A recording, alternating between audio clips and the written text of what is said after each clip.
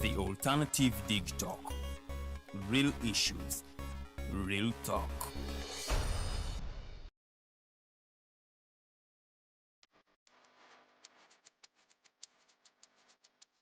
The Ugandan National Museum, a place where unforgettable memories are created.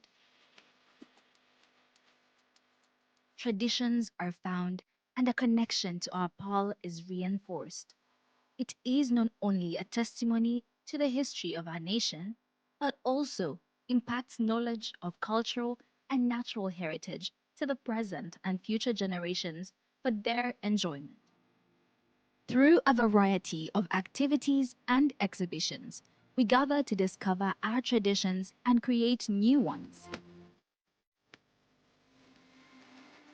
The Uganda Museum is our country's cultural icon that makes it accessible for the next generations to come together as our story unfolds and represents the interplay of our country's past and present.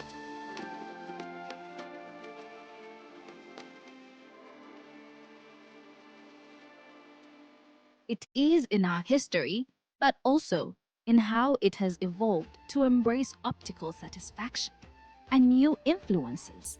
Our identity as a country is not only a moment in time, but also a journey of where we have been, where we are, and where we are going. We invite you to experience the authentic heritage, rich history of Uganda. Welcome to the Uganda National Museum. This message is brought to you by Alternative Digitalk.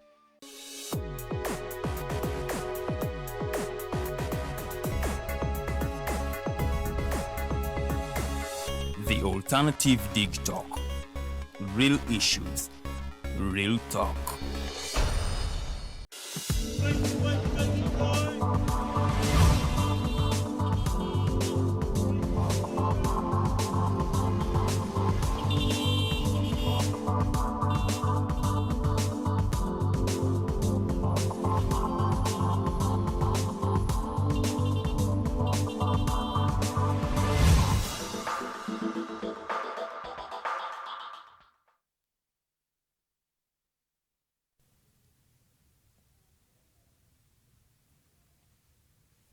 Tukulikeyo nnyo mu kuwummulamuko tuba tuyingidde ekitundu kyaffe ekyokubiri program The Mighty Drive tubeera wano buli lunaku essaawa zibeera 2 ez'okumakya paka ssaawa 4. Tuba twogera ku nsonga ez'enjawulo naye okusingira ddala essira tuliteeka ku by'obufuzi gwe omanye omugaso gwe nga omukulembeze ate naawe gwe bakulembera osobole okutegeera omugaso gw'omwaka gwa 2005 we twafunira reform agenda okubanga ate Uganda eyingira mu multi-party dispensation oba okubanga ate bakkiriza ebibiina ebirala okubanga beetaba mu by'obufuzi awo nno we twalabira Dr. Kizza Besigye ne formation ye eya FDC nga ate munnaye bajja mu the political arena. Jukira Dr. Kizza Besigye yali yeesimbyewo ko mwaka gwa 2021 awo nno munnange ne bitamugendera bulungi wuuyo kukakana nga ate adduseeko Uganda wano n'agendako e South Africa wabula mu 2005 bwe baakomawo multi-party bwe baleeta multi-party dispensation ate omukulu oyo n'akomawo wano era ate ne yeesimbawo. Ekibuuzo kyenjagala ate omugenyi wange ayanukule ku ssaawa eno nti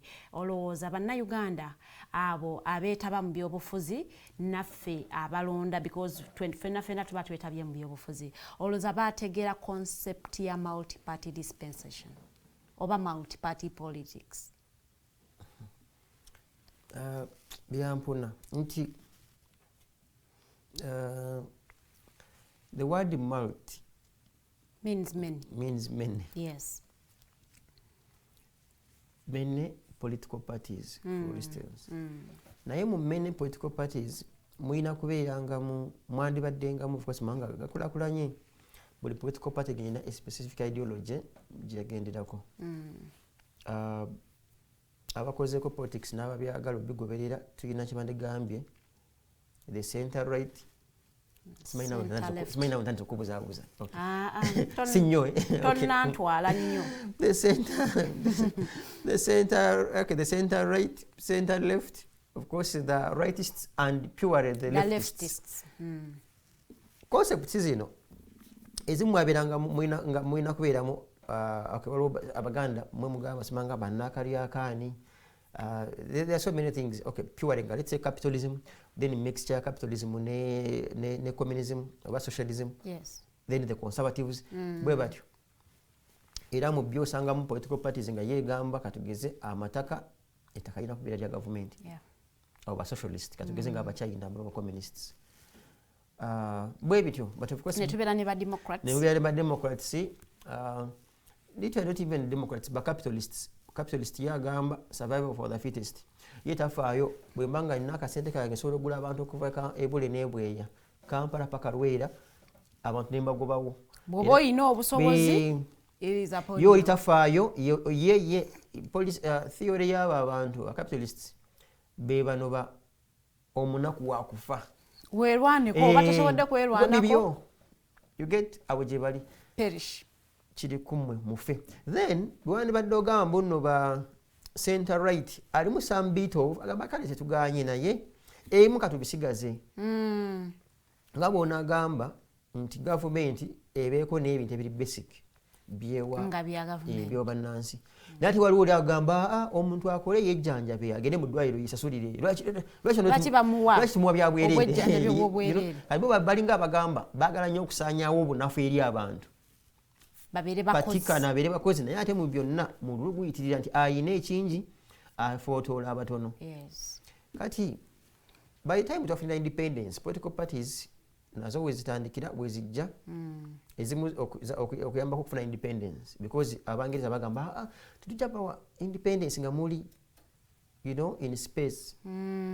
Musoke muteekewo embeera like nga bona agamba tetugenda kubawa sente z'emyoga nga temunakola temuyina kibaleeta wamu. Very good. So political parties ne ziba nga ziringa the political circle. The political groupings. Yes, political groupings. Yebandegeraganyeza neki ne circle. Nekati eno yo byabufuzi kutwala ggwanga mu maaso oba kulitwala mabega. Kubanga nazo gye ziringa NRM yemu ku political circle.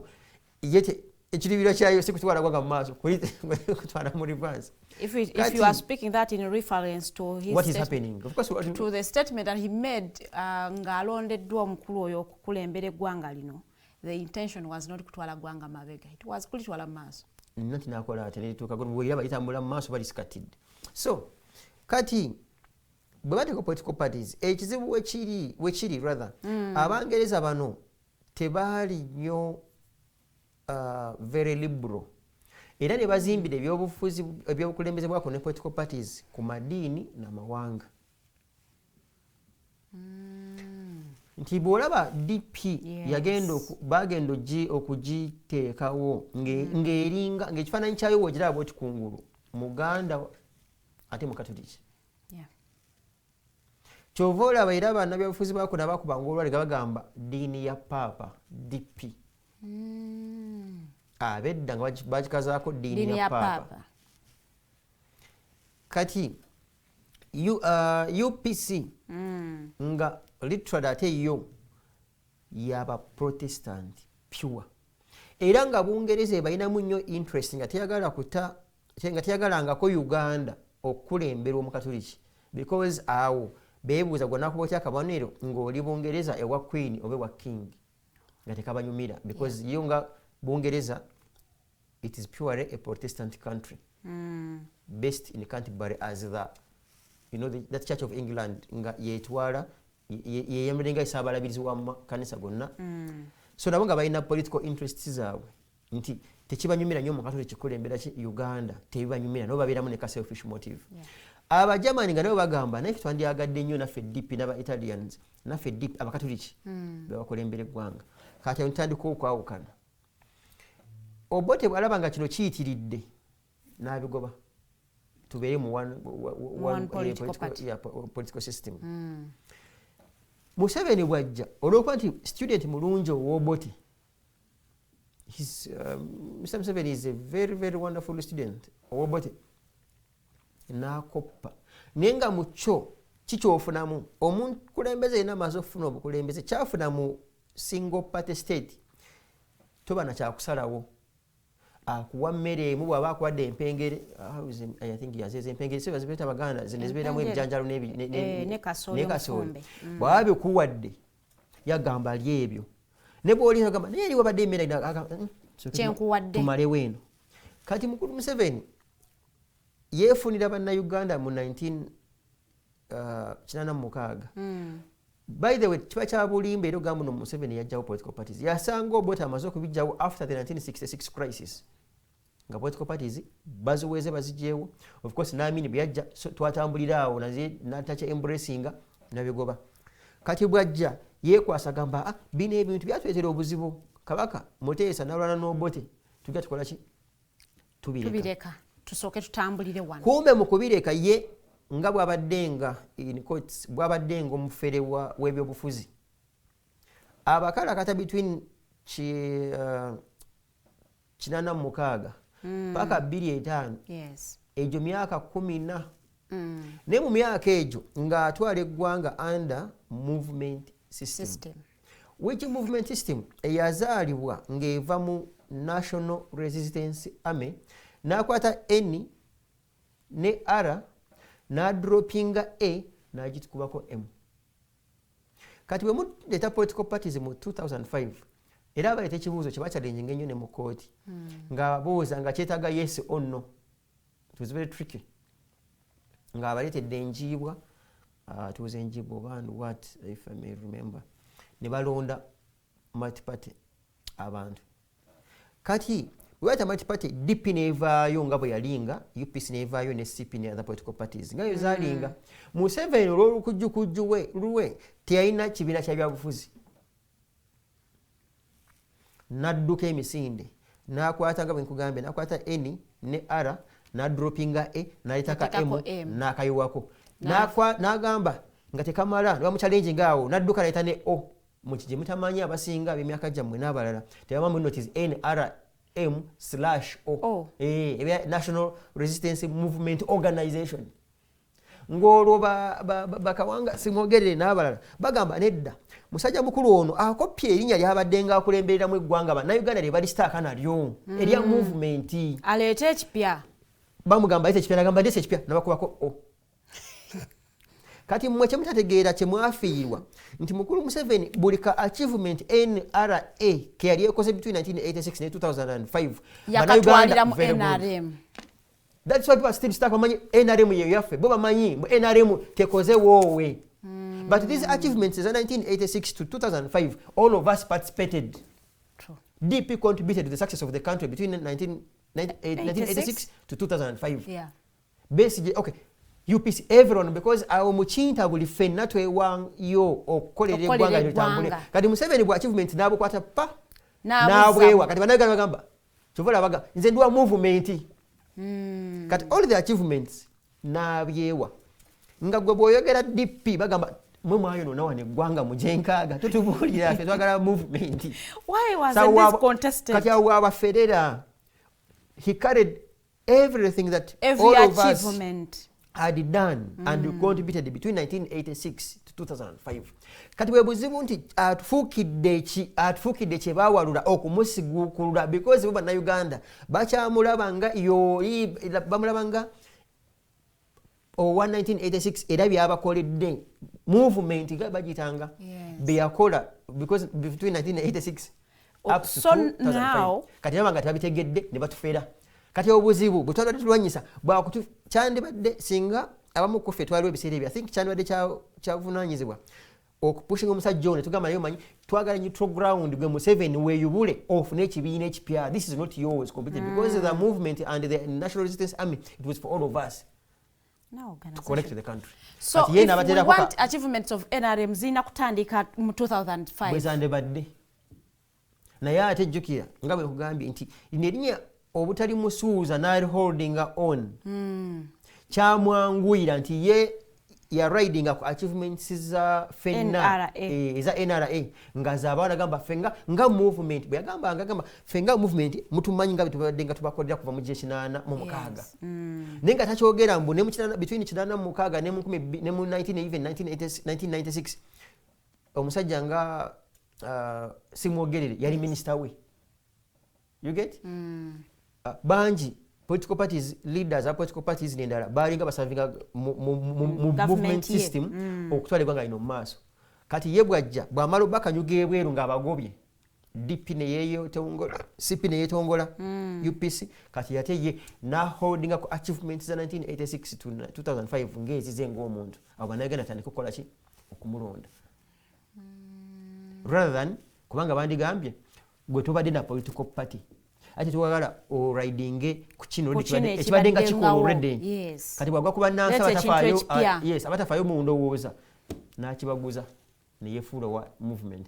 bambi gwe ne bakuba nnyo olwali awo ba political party leaders abaliwo n'abawaka NRMO National Resistance Movement Organization ne bakireka ne kata up to now so awo bufere obutandikira nti tetwa majority citizens especially ab'emyaka kati ab'emyaka gyaffe nga tebawadde eyo nnyo okusoma tebabitegeera ekitambulira awo. That is why up to now movement system mu constitution y'eggwanga ekyalimu etya it should be article I think 80 article 80 it should be 80 sub article 4 if I'm not mistaken nga that's a right to recall a member of parliament ekyaliwo all the lawyers are still there and the MPs nga bagamba munaabeeranga n'eddembe okuyitayo omubaka wammwe only under a movement system in the constitution that you have which is going to make that years that clause is up to now so meaning under the multi-party dispensation you cannot recall a member of parliament and the constitution is there and all the lawyers are there bwekitegeeza by the way you get it is there that it will only under a movement system it hasn't been challenged it is still there in your constitution kati bwe okunganya emikono 3/3 of abalonzi n'ogitwalibwa speaker nga ayagala ogyeyo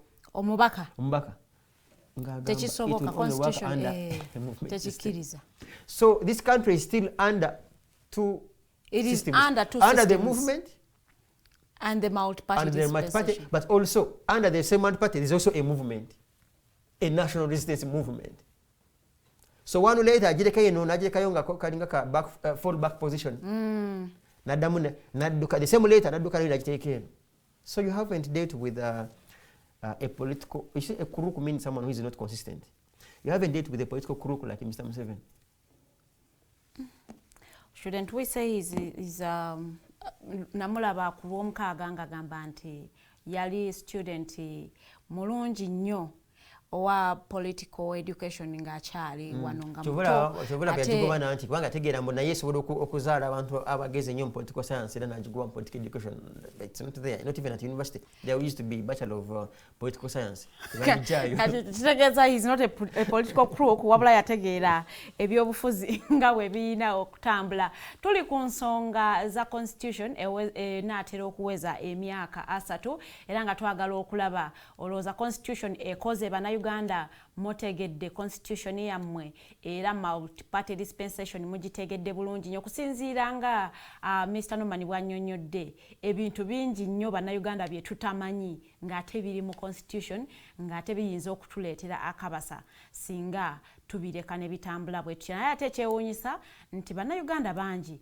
basomye amateeka then one wonders tulina ne ba legislators bannamateeka lwaki tebali mu contestinga issues nga bweziti anti nga principle y'amateeka at length eri nti omuntu atera okuvaayo ku tteeka nga limaze mukwata lwatera okupayinga attention nga terina kukwata batufaayo sisobola kugenda nensoma constitution neŋŋamba eno clause eno ebulamu ng'olina interest ng'era okyagadde osobola naye nga bwe nkugambye nti ebiseera ebisinga amateeka batera ogakola nga kikutte.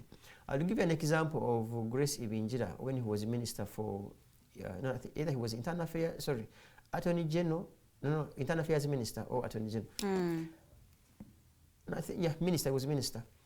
Ne bayita budget eyoku facilitating prisons mumberemu ko bufaliso kale omuntu buli basic nagamba lwaki omusibe yandietazo kubaka ku mufaliso azin ngaabuuza committee bagamba no kituufu kyako musibe aja getting comfortable aja kuira kati omuntu aja kwati acheri mukomera aja kubaboneredde kubayinuka pap nagamba sokoleke buli jabasibe basira kusemedi bwati agamba minister ngokyali eno twayita mbanya bagamba you get so that should be a lesson for people to learn nti kimala kutuukako that's when gozuka kati singa ebintu bino abantu babeera bannayuganda babeera serious mu byo bana bali mu bukulembeze ne babaako engeri gye batalekako eryanyu libajjukira nti kati for instance nalabako omusajja mukulu ku myaka gye nga n'enviiri zikkiridde eno Simon Mulongo yali Mulongo I think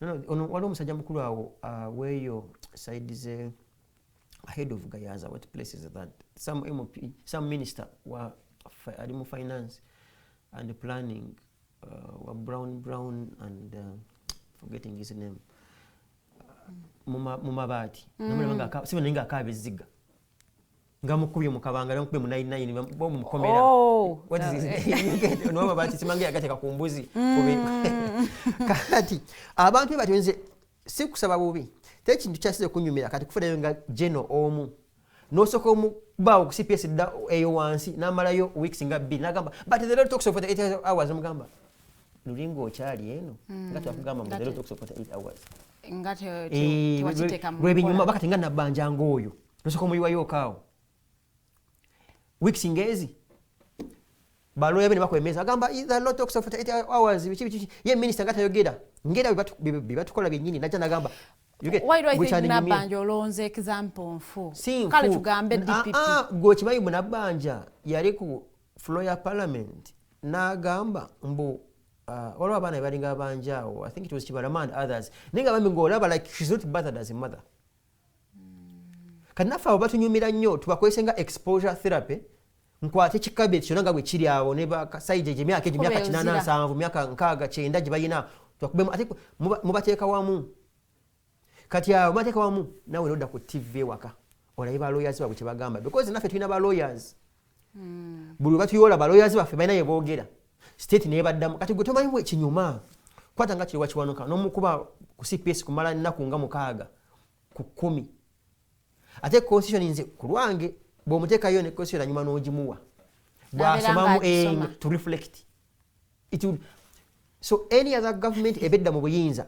etandika okuwa ebintu bino ekitiibwe gamba nga bwe bakoze kiwanuka but because abamu ku bo tebabeerangayo kati gwe singa okwata kayihura zino essaawa n'omuwa ministry oba obwa IGP I want to believe he might behave differently than he used to behave because akubyeko emyezi gye nga gijo emakindye so exposure therapy yeyambako abantu obutabalatira mu misango gy'abannaabwe n'okutwisa obubi kimanyi kitegeeza nabbanja soka n'omuyayoko then avayo n'omuwa ministry. Talking about arrests, twalabye arrest y'omukulu Bobby Giant era nga omwogezi w'amagye ategeezezza nti ono ensonga ezimu kuzaamukwasizza yalabibwako ku parade ndowooza parade eyo twagyogerako ko wano eno yakolebwa ku kitebe ekya NUP bano nno nga baaniriza omukulembeze waabwe ow'ekibiina His Excellency Robert Kyagulanyi Ssentamu. Do you think that is a genuine reason for the army to arrest someone? Kisaka kya byonna is sad naye buli omu akunenyezebwa twabagamba wano ng'abaana abo beenaanise buukamyufu yes obundi bwa reddi ne bakuba paredi so omusajja yayise military drill nga ensobi bweri nti bw'otegeera nti abantu eba tebakwagala tewandyagadde ate kuba attractinga bwongere okuprovinga mu tebakwagala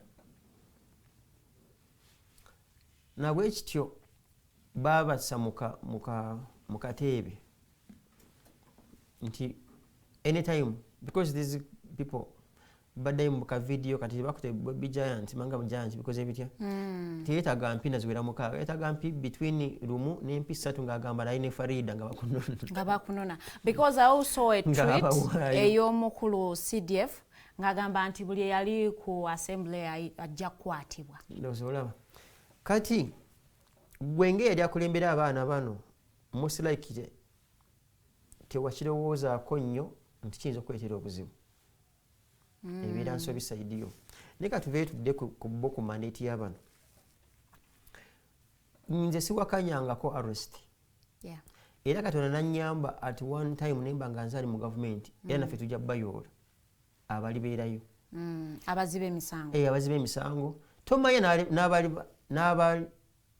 abali banga batuwakanya tomanya tuli bayoola naye nze obuzibu ennina bwe tuli bayoola tuli bakozesa ki that's the point because teri gavumenti eza kulaninga nga tekutte bantu issue eri nti bakukutte mu mateeka bakukutte batya era bikomekkereza bitya bakukwate nga tukyali ku ssaawa 48 bakutwale mu kooti bakuvunaane ensi etegeere teri kintu kyasize kunyiiza nze nganze okunyiiza ngaomuntu kubanga ya traininga n'agenda mu ssomero erya bulijjo n'asoma n'agenda mu lyamagye oba poliisi n'ayita neyeeyisanga omutujju mu kukwata munne ekyo kyokka kiraga munaawe kennyini byokola tobimanyi like tewekkiririzamu mbw'olina obuyinza kankwa example emwe namukano gwange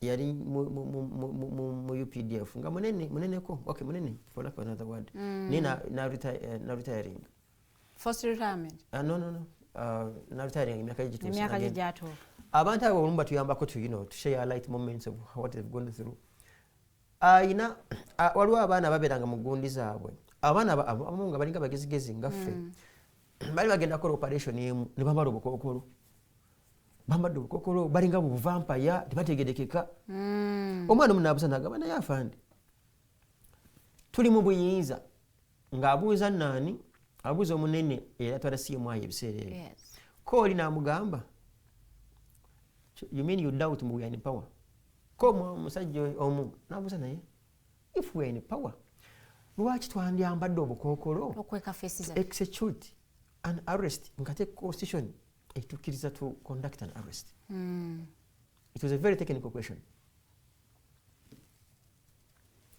kati omuntu ayambala akakookolo ye kennyini mugwagwa n'omuntu kuba olujjo nalumenya ekiro ng'agwamu kiyiifuyiifu nga muyeekera ye kennyini teyekkiririzaamu because mu bantu ate be batuleetera naffe okweyisa nga bwe twagala omuntu nze mba mu mayimbu olaba bange mu Europe ne mu America omuntu asobola kuba nga they are investigating a murder case FBI nejja ku gate yo nekulaga kaadi nenywa ne kacaayi tula mu ddiini negamba no Farida tunoonyereza ku butemu bwa let's say 2010 naye bwe naaba mumaze okufuna obujulizi bwange ngenda kukwata we have even watched this series or documentaries or what someone go bavunaana n'amwenya namugamba sure I'll wait for you I will be here abeera sure teyakikola n'abamunga yakikola naye n'agamba officer oba sheriff I'll be here because they trust in the system.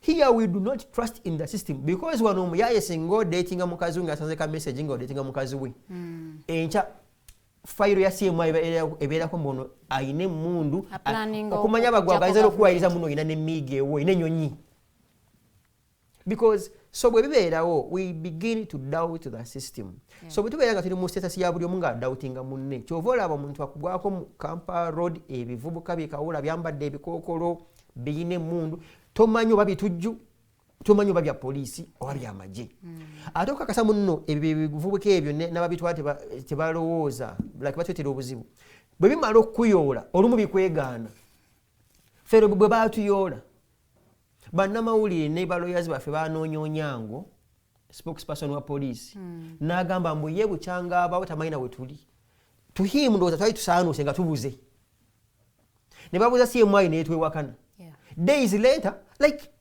manyi abantu bane nti bakola and we begin to wonder whether there used to be waliwo kigondi waliwo some type of a bat kesulika kaine pose lyako babiyita kinyira very good bakita kinyira kiyine sappe kyo kisula edoke bakakisula kyesulisa kati bannaffe abamu mu government balinga binyira balinga abeesulika in their reasoning.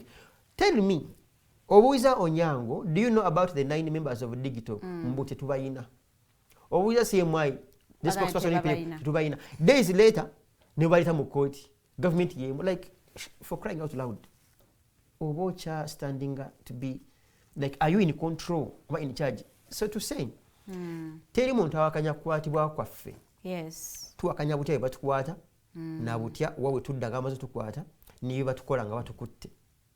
That's the bottom line. Yes. I wouldn't mind ne bwajjawo ne sawa ne banjola. But show me your ID. Tell me the reason why you are arresting me. Oh, fine. Here are my hands. If you actually must handcuff.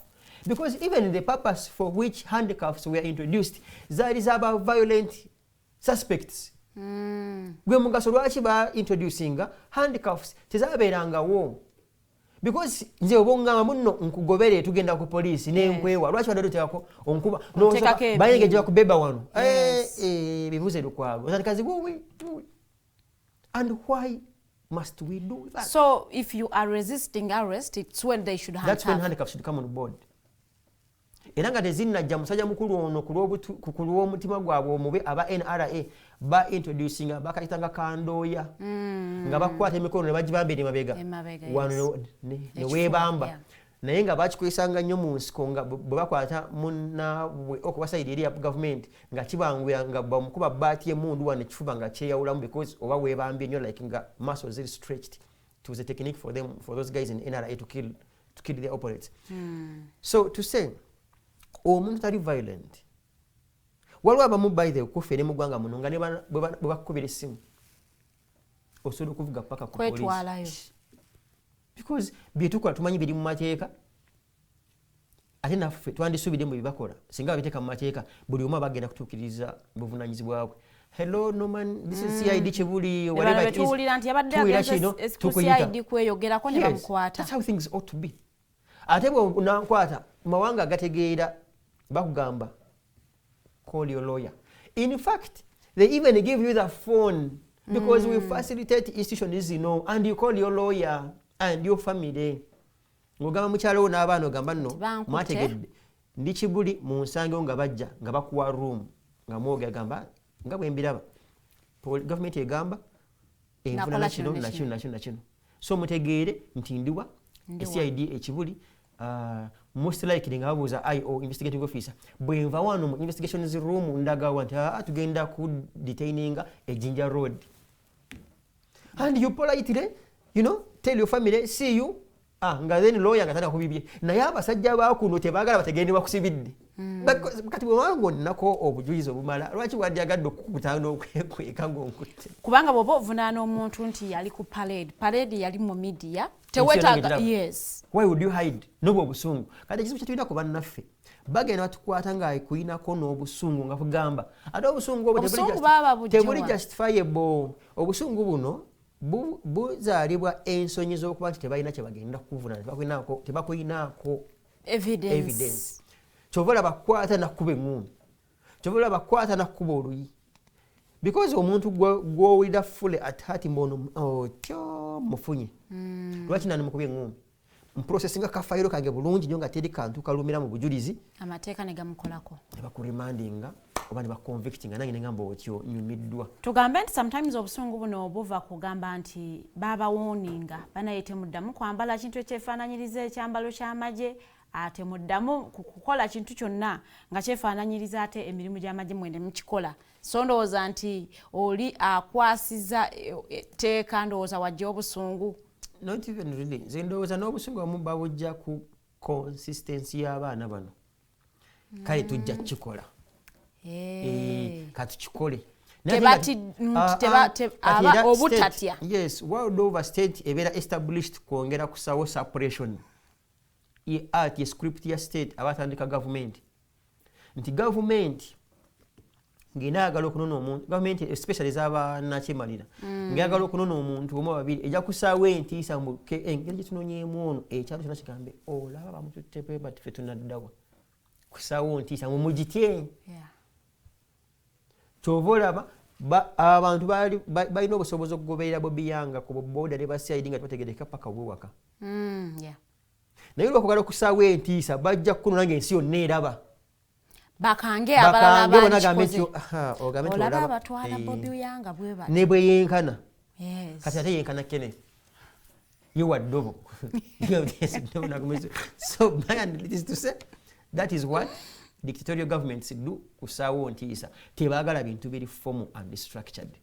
Bino ebyatuukiddewo nga nuupu eri mu kufeesinga internal obuzibu bwe balina awo bwa kaadi ba members bali mu kuvaayo bali mu kulangirira independence ate abamu bakwatibwa. So nuupu ng'ekibiina era baavuddeyo ne boogerako eri bannamawulire nga bagamba nti a state ebayigganya.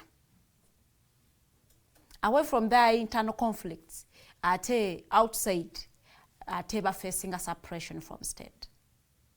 Nga bwe ngambye omuntu alina obuyinza abwagala nnyo n'okusinga ababunoonya. Kati buli lw'osaawo embeera yonna ey'okwagala okubwegezaamu yadde obusongako olugalo ayongera kubusembezaayo n'akagalo ako kakuba. Kati all that state is doing mu dictatorial governments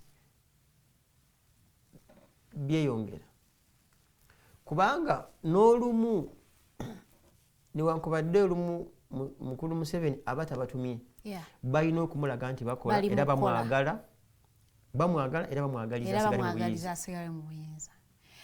So to analyzing irako what would come out of the internal conflicts ezi mu kibiina kya NUP? Nanti tubadde nga tubyogerera lunye nti bannaffe abo olumu nga munnanga olumu ate lugamu n'obasaasira. Obasaasira aho experience kati wetandise okujjira nti bw'oba toyinaamu ebitemu experience bikusobera. Naye nga bwe bibaddewo ffenna kitukosa ng'abantu abaluubirira okufuna enkyukakyuka nti we mwandibadde mufuna candidate omu mugenda funa ba candidates nga basatu ate nga bonna balina ba red nga ambulira abamu bagijjako kasepulingi abalala bagijjako waliwo buno guno obuwanirira ki ambulira ekyo nga bebadduka nabo addukakananga gwe ambulira gy'olina nga yeefoldinze bweti nga nate yasobola kutaasa ku nkuba. Kati mpe example ya Kawempe, I think Kawempe as a division where they have Latif Sebagala, then Nowe Dembe, and what's his name? Our candidates are it. Yes. Kati, I am sure as the day follows night, deep again after Kako. Most likely, of course, most likely. Definitely, NRM will have. Katugeze mu badde mutapika ku buli 10. Yes. Nga mwinawo. Mwina enbenga opposition ina abantu basatu. Buli omu n'abaako bwakwakula. Balance bagenda NRM watabawangula. Nagenda bawangula. Kati obuzibu buli musajja mukulu ono ye obuzibu afunye ngera bwe nagamba I think last week nti nga ngojeko nti ye mukulu Museveni ina advantage y'okubaako obufu bwagabira abeera baloozinze bufulanga. Nti ali in power. Ono munaffe tayina. Nti flaga bwe kuyita mu ngalo linda for the next 5 years. Kati ne tuba ne bannaffe mu opposition nga balinga ono omukazi yali akanira omwana gwe batta nti kale ffenna tumufiirwe. Era bano baffenna tumufiirwe bwe banajja chances tugenda mufiirwe because munateekawo abanuupu nga balinga babiri basatu. Nalabye oyo musajja mukulu ku TV emu eggulo. Latif. Latif. Nga ye omuntu gwe gumweyimirira gwatambula nagwo kuva ewaka paka mu tawuni n'okuddayo. Yes. Omuntu gwe gumu nga gumugamba mbuno fe atugambe bw'agenda kusupportinga Kyagulanyi kwa president naye wanagenda kujanga independent. Aba yakakimalayo n'agamba omuntu gwe gumu ne gumugamba atugambe nti waliwo ebitagenda bulungi mu pate nga bakola ki bavetinga. Nenjagala mbuuza omuntu gwe gumu anaatwala pate eyo eyaorganizinga ebitagenda bulungi. Akakiiko waliwo akakiiko akali independent akakwasaganya ebyokulonda mu party. At the end of it all, the question becomes who presides over the political party eyina akakiiko akakola vetting etakugendera bulungi. Kati gw'ogambye omuntu gwe gw'okugambye otugambye nti ogenda ako campaigningira mwenye. Yes. Overall, political party, the leader of the party. Omuntu gwe gumu ate gwe kugambye ogende mu kalunga tuwe mululugunya tebabe kwata bulungi. Like then there is a problem. Obeera twalina ekyalo eyo closer to our home. Kiri eyo Rakai, so bw'oveeko genda some fair kilometers bakiyita mitwe ebiri. Kati kirabika. Latifu reason single omuntu alina emitwe ebiri because like these two concepts tezikola bulungi. Tezikwatagana. Like bambi zikusobera. Bujja kigenderere where people have tried to apply them. Kwanga ogenda kijja kusobera butya bw'otakkiririza mu institution ekulemberwa omuntu gw'ogamba gwowagira nga ye nga individual. Yes. Ate wano wansi ogenda kusimba ku muntu pate eyoli individual gwe yawandiika gwagenda okucampaigningira. Yes, in fact we have campaigningira. Then there is a problem. With either febo bigamba of independence nga batugamba ebintu bwe bityo. Not webo. Kana laba n'omukyala Sauda Madada ng'agamba she's for Kyagulanyi but she's coming as independent. Ekitwala wali ku concept y'okuba nti waliwo yatufeera n'atwala political party n'agiteekawo tetwabitegeera. People understood too much of the individual merit. Ate kyandibadde kikola nnyo amakulu n'otabyeta Abamu from day one terya kuvunaana. Naye wano okujja nga kaadi egaanye. Yes. Notugamba nti ate ndi wa Kyagulanyi ate ku ground munda biranga ddala ne wali mulabe nga Kyagulanyi kati ate kati Kyagulanyi ye ne ttiimu yo gwe bawandako eddusu bakolenga atya bazibirizenga ddala nga yazze nti gugambe bakulabiranga ddala kaye kati ye oweddembe ye bazibirizenga ddala okunoonyeza akalulu wa party. Like but of course we have the voters to determine naye abamu ku ffe emitwe gyaffe gisaza tobitugamba bintu byaki well nga tunatera okumaliza show yaffe tulabye police naddala mu nominations ziri mugenda maaso tuli mu kalulu wanene omanya nti akalu katandise dda era abantu abali mu kunominatinga police egezezaako nnyo okulaba nti sabotaginga campaigns zaabwe oba abamu babayise ebivulu mu bibuga police negamba anedda timujja kikola ekyo but also twalaba ng'omukulembeze w'ekibiina kya NRM anominatinga nga bayise ebivulu nga teri yali abakuba ku mukono. Olowooza eneeyisa ya police mu process eno yonna naddala eri oludda oluvuganya eraga ki? No, presumption eri nti opposition. That's the presumption. Police yina opposition eyinamu abazi b'emisango. Young people who want to take advantage. Okay. The other presumption by our opposition nti ne NRM esindika abakawula baayo badde eno batwononera erinnya. Kati kyandibadde bombi okufuna win-win. Waliwo naawe lweweefumiitiriza mu mutima n'ogamba nti njagala kubita katugeze ku kikuubo.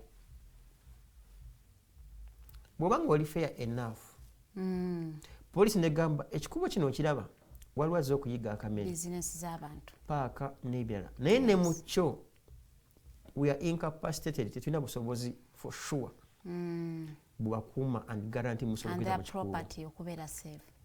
N'olwekyo twandigambye kaleeta ku Equatorio katugeze oyambuke obukkirire. Ne munnange olumu naffe ogamba nze njagala kikuubo. Waliwo enjagala.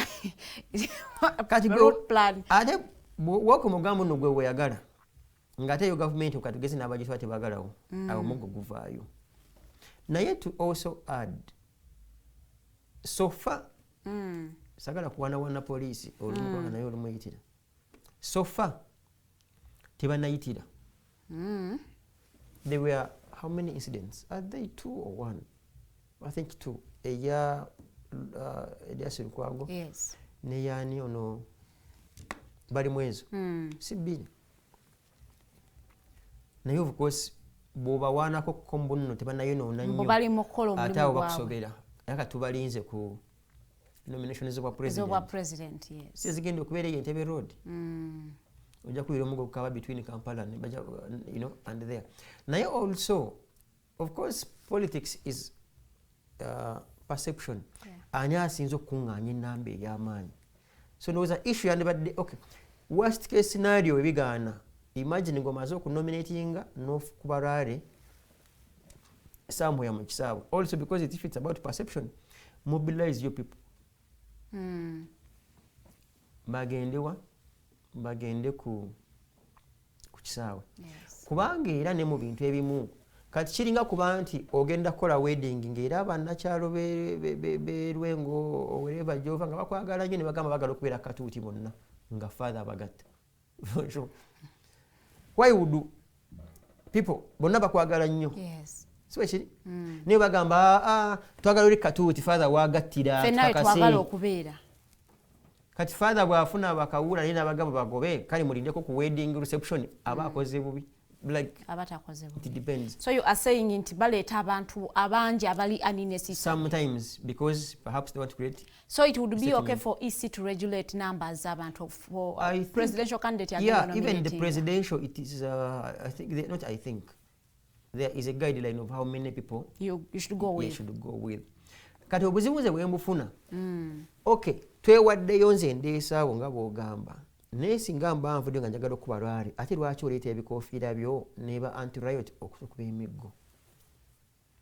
Because there should be a win-win. Onganya okujja nabo wano kale fine kambateekerezera ku kisaawe oba ekasubi oba namuŋono oba kawempe. Then twogereri abantu.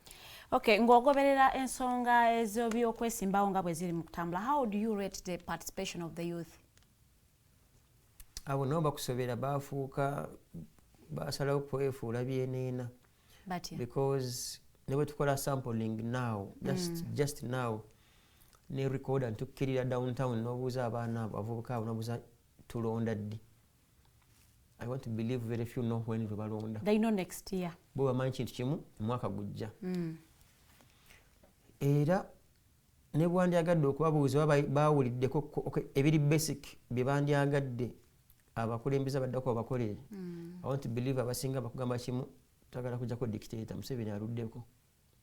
And that's very sad.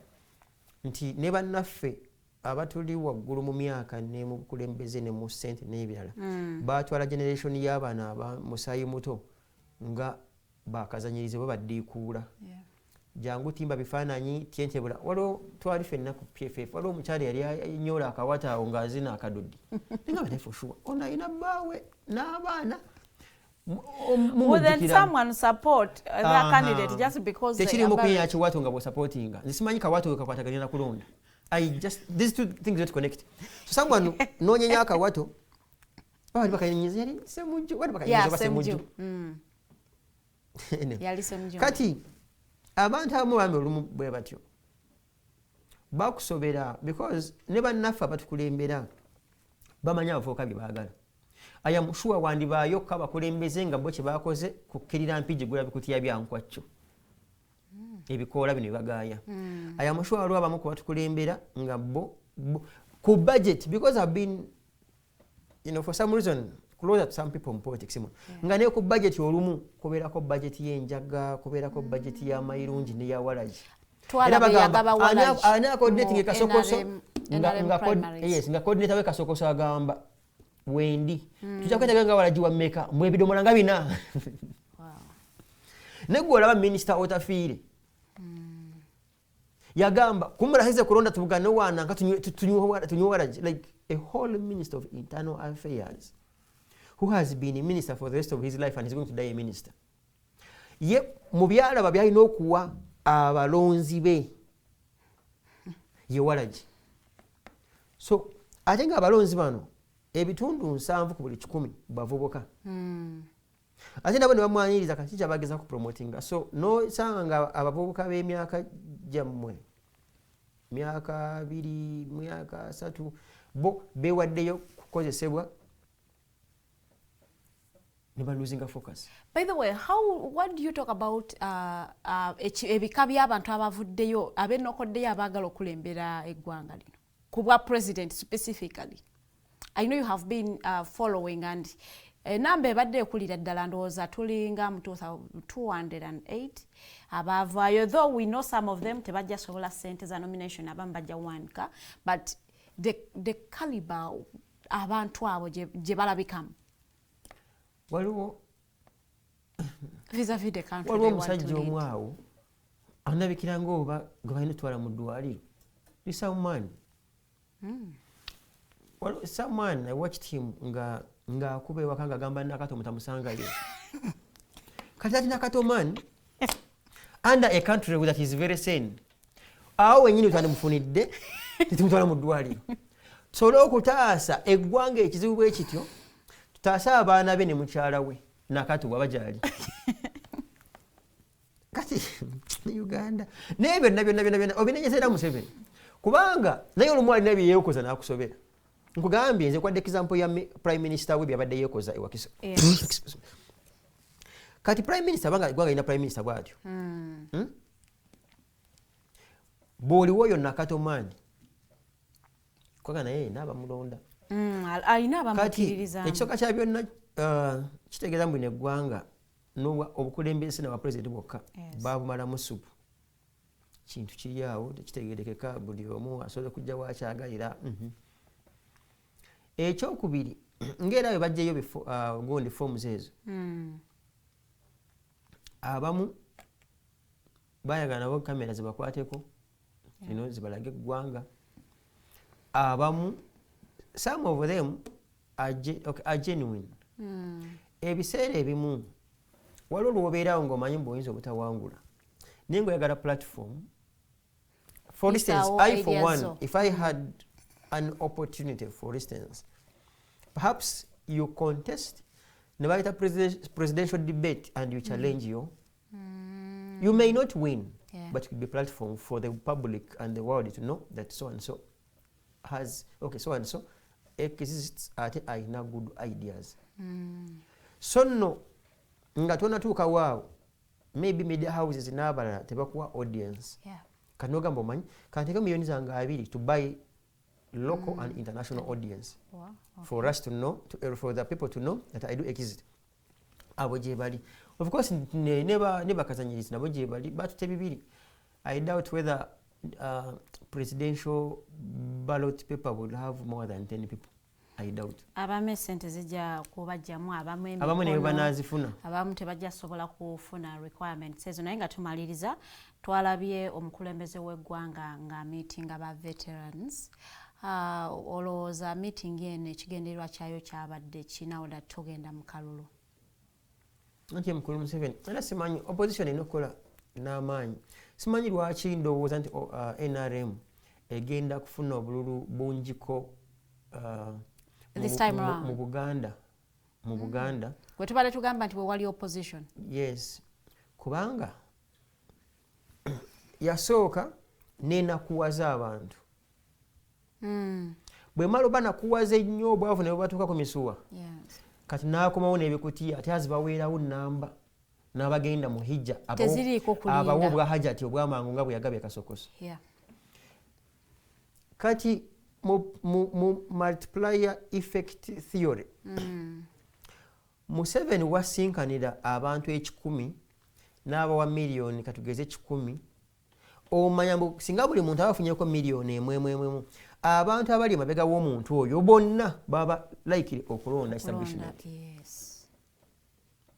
Bwe buzibu buli nti era sometime ago abamu ku batunulizi b'ebyobufuzi bakondeminga Dr. Besigye bwe yagamba openly mbu ba RDC bonna agenda bagoba. I think it was 2006 elections oba 2011, one of the two.